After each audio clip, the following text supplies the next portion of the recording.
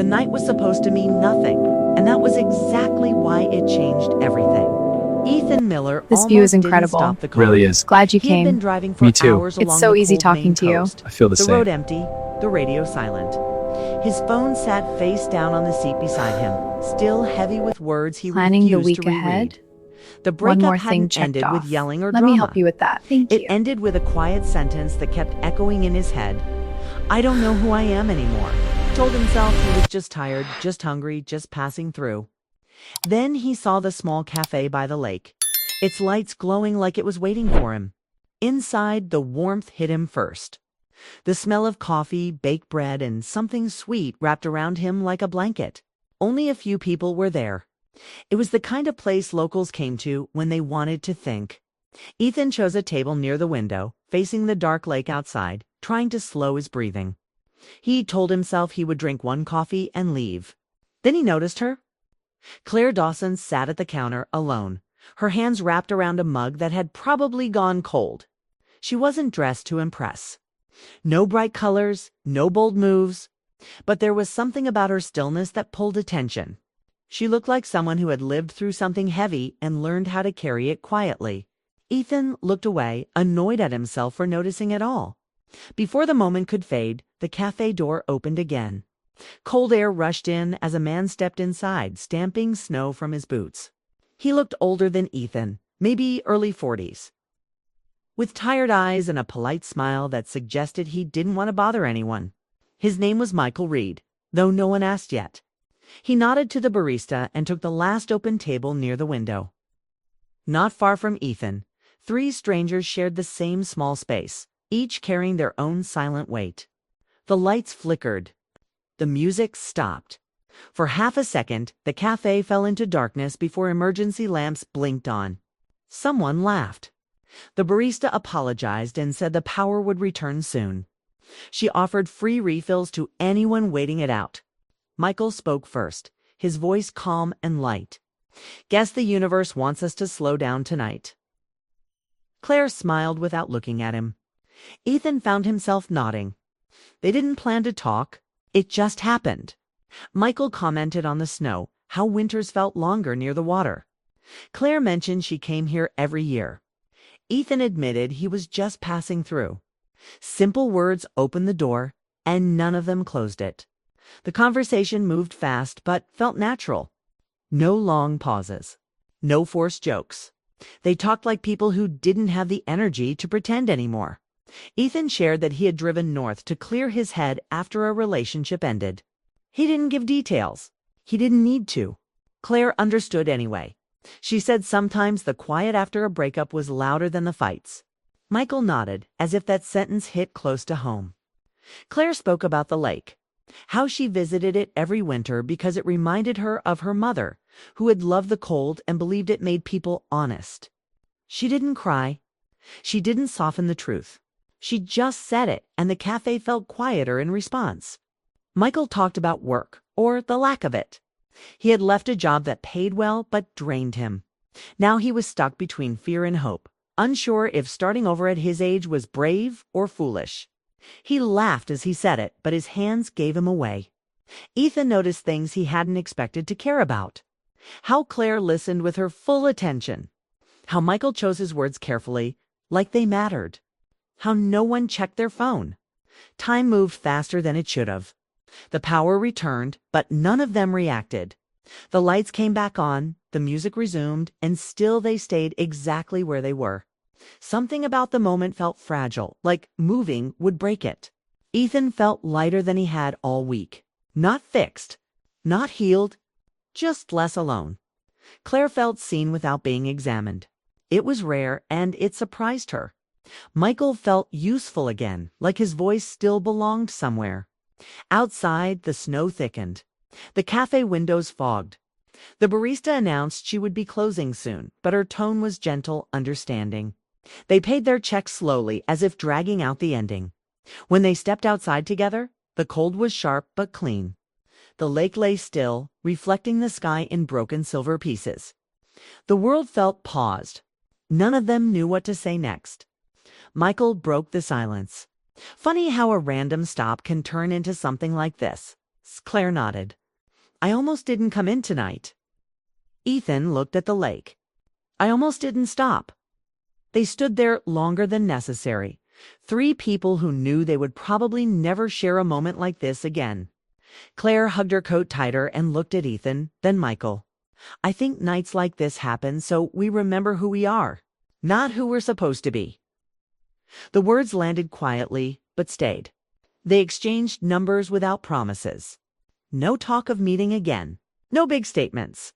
Just a simple understanding that whatever this was, it mattered. Ethan watched Claire walk toward her car, her steps steady, her back straight. He felt a pull he didn't name. Michael shook Ethan's hand, firm and sincere. Good luck, he said, like he meant more than just the drive home. Ethan nodded, unable to explain the tight feeling in his chest. As they parted, the cafe lights dimmed behind them, and the snow kept falling. The night returned to being ordinary. But none of them were the same anymore. The night didn't end when they left the cafe. It followed them like a quiet echo, reminding them that ordinary moments could change everything. Ethan drove home slowly, the snow crunching under his tires, the radio off. He replayed the conversations in his head, the way Claire had smiled without warning, the way Michael had spoken as if honesty was the only language that mattered. It wasn't about romance or drama. It was about feeling seen after a long stretch of loneliness. For the first time in weeks, he felt a warmth that wasn't tied to a memory of someone else. It was real, immediate, and it stayed with him as he passed the frozen lake on the side of the road, moonlight reflecting on ice like shards of light. Michael didn't return home. Instead, he wandered the snowy streets for a while, replaying the same thought over and over. That night had reminded him he could still connect, even after years of feeling invisible. For once, he didn't try to fix anything. He just let it exist, that brief window of clarity when strangers understood him without judgment. By the time he caught a late bus out of town, he felt lighter than he had in months, carrying a small memory he would revisit in quiet moments. Claire, on the other hand, lingered by the lake. She didn't expect to see anyone again, but for the first time in years. She felt the presence of others in her solitude, not intruding, just acknowledging her existence. She traced the edges of the frozen water with her boots, her hands deep in her coat pockets, and realized she hadn't felt this kind of calm in a long time. It wasn't sadness or relief, it was recognition. Someone, even strangers, had acknowledged her grief without trying to change it. The next morning, Ethan couldn't stop thinking about them. He didn't call. He didn't text. He didn't want to force what had happened into words. He wanted to remember it as it was, fragile, fleeting, perfect in its honesty. For a moment he imagined what it would be like if he had met Claire or Michael under different circumstances. But the thought faded quickly. That night had worked because it wasn't expected, because none of them demanded more than the moment itself. Michael sat in the bus station watching travelers pass by, and thought about how rare it was to meet people who left no judgment, no pressure, just presence. He didn't know if he would ever see Ethan or Claire again. And yet he felt a quiet satisfaction that sometimes brief connections could be enough to remind you that people mattered even when life made you forget. Claire returned to her cabin near the lake a year later, as she always did. But this time, something had shifted. The snow felt different, quieter, gentler. She remembered that night in the cafe, the way warmth had wrapped around 3 strangers like a shared secret. She didn't think about meeting them again. She didn't need to. The memory itself was a new reminder that human connection could arrive when least expected and leave a mark even without names or promises. Ethan's life continued too. Work, errands and routines resumed, but he noticed small changes in himself. He smiled more easily at strangers, lingered a moment longer in conversations, listened differently. That night had taught him that not all meaningful connections were meant to last. Some were meant to remind you of what it felt like to be truly seen. Michael found himself thinking about honesty more often, the way he had spoken freely without fearing judgment. It changed the way he approached people, even casually. He learned that brief encounters could matter. that fleeting moments could leave lasting impressions, and that being open once in a while didn't always lead to disappointment. Months later, the memory of the cafe returned to each of them at unexpected times. Ethan remembered the way Claire's eyes lit up when she told stories about her mother. How Michael had laughed without hiding behind humor. Claire remembered the comfort in Ethan's quiet listening, the sincerity in Michael's voice. Michael remembered the stillness of the lake outside the window, the way warmth could exist without romance or promises. The night had been ordinary, but its impact was extraordinary. They never met again, at least not in ways that changed their lives directly. But in their quiet moments, Ethan driving through a snowy street, Claire staring at the lake, Michael sitting alone in a quiet cafe, they remembered the truth that had been shared. Strangers could connect deeply, sometimes in ways that mattered more than relationships that lasted years. One winter evening, when snow fell like a blanket over Portland, Maine, Ethan walked past a cafe window and paused.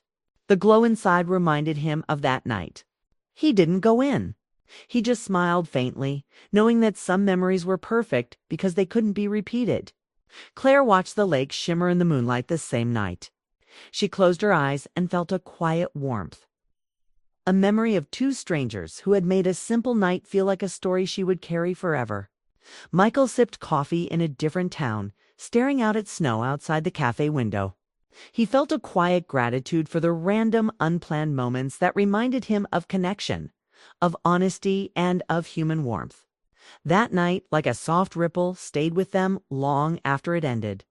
It reminded them that life could offer unexpected beauty, that strangers could become part of your story without trying, and that ordinary nights could turn into memories that felt eternal.